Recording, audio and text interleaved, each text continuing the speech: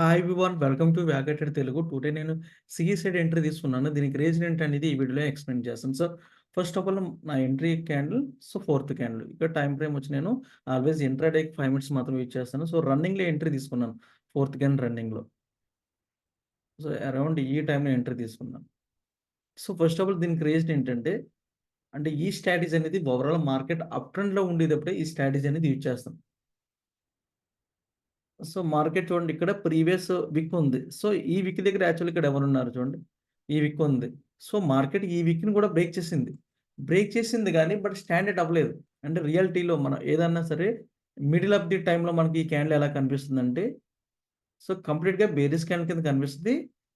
Next previous లో విక్‌ని కూడా break చేసింది. కానీ మనకి 5 మినిట్స్ కంప్లీట్ టైమ్‌లో ఇది కంప్లీట్‌గా ఎలా కన్వర్ట్ అయింది మళ్ళీ ఒక విక్ కింద కన్వర్ట్ అయింది. సో, ఇలా విక్ కింద కన్వర్ట్ అవ్వడానికి బ్యాక్‌గ్రౌండ్‌లో ఎవరున్నారు? బయర్స్ ఉన్నారు. అంటే మార్కెట్ ఈరోజు డౌన్ ట్రెండ్‌కి వెళ్ళడానికి ఇంట్రెస్ట్ లేదు. సో, ఫస్ట్ ఆఫ్ ఆల్ ఇదొక స్ట్రాటజీ. సో, ఈ పాయింట్ మనం అర్థం చేసుకొని మార్కెట్ డౌన్ ట్రెండ్‌కి వెళ్ళడానికి ఇంట్రెస్ట్ లేదు. ఇది one confirmation. And second confirmation ఏంటి? అంటే మార్కెట్ అప్ ట్రెండ్ వెళ్తుంది కాబట్టి బయర్స్ విన్ అవ్వాలి. సో, బయర్స్ ఈ ప్లేస్‌లో విన్ అవ్వారు. సో, కంప్లీట్‌గా మనకి ఈ ప్లేస్‌లో విన్ అవ్వారు. ఎందుకంటే ఈ హై విక్ దగ్గరే సెల్లర్స్ ఉంటారు. సెల్లర్ ప్లేస్‌లో మనకి బయర్స్ వచ్చేసారు. సో, ఇక్కడ buyers win Avvaru. Okay. And అలాగే ప్రీవియస్ ఉన్న బాడీ దగ్గర కూడా ఇక్కడ బయర్స్ వచ్చారు. సో, ఈ రీజన్‌తో నేను రన్నింగ్‌లో ఎంట్రీ తీసుకున్నాను. 125 దగ్గర ఎంట్రీ తీసుకున్నాను. చూడండి. సో, ఇది నా ఎంట్రీ పొజిషన్. 125 దగ్గర ఎంట్రీ తీసుకున్నాను. బట్ ఇక్కడ ఏమైందంటే యాక్చువల్‌గా నేనైతే 20 లాట్స్ అయితే ఎంట్రీ తీసుకున్నాను. సో, 125కి ఎంట్రీ ఇస్తే సేమ్ టైమ్ కూడా ఇక్కడ మీకు చూపిస్తాను చూడండి. యెస్. ఇది ఎంట్రీ ప్రైస్. ఫోర్త్ క్యాండిల్ రన్నింగ్‌లో ఎంట్రీ తీసుకున్నాను.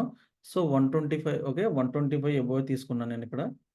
సో, ఇక్కడ తీసుకున్న స్టాప్ లాస్ నాది అరౌండ్ ఎంతుందంటే ఓకే.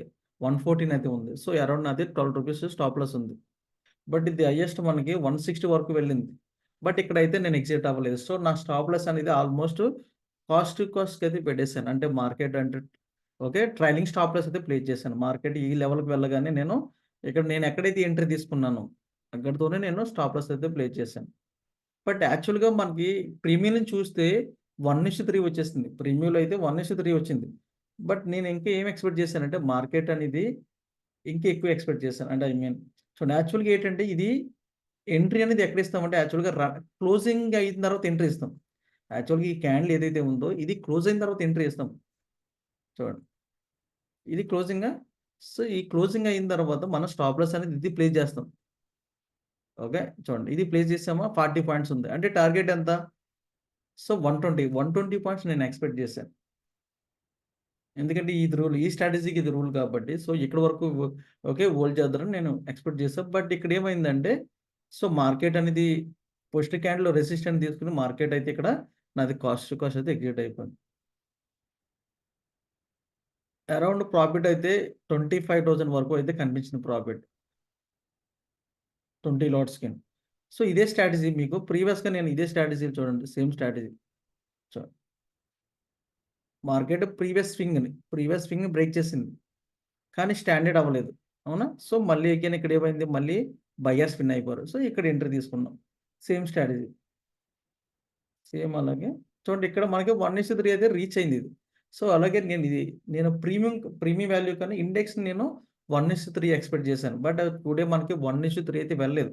ఇప్పుడు ఏంటి మామూలుగా ప్రీమియంలో అయితే వెళ్ళింది గానీ, బట్ ఇందులో అయితే 1:3 వెళ్ళలేదు.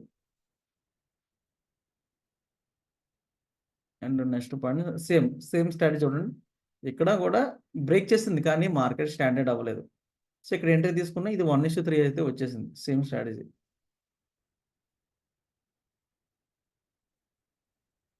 సో, నెక్స్ట్ వన్ ఇది. యెస్. చ ఇది ప్రీవియస్ స్వింగ్‌ని బ్రేక్ చేసింది.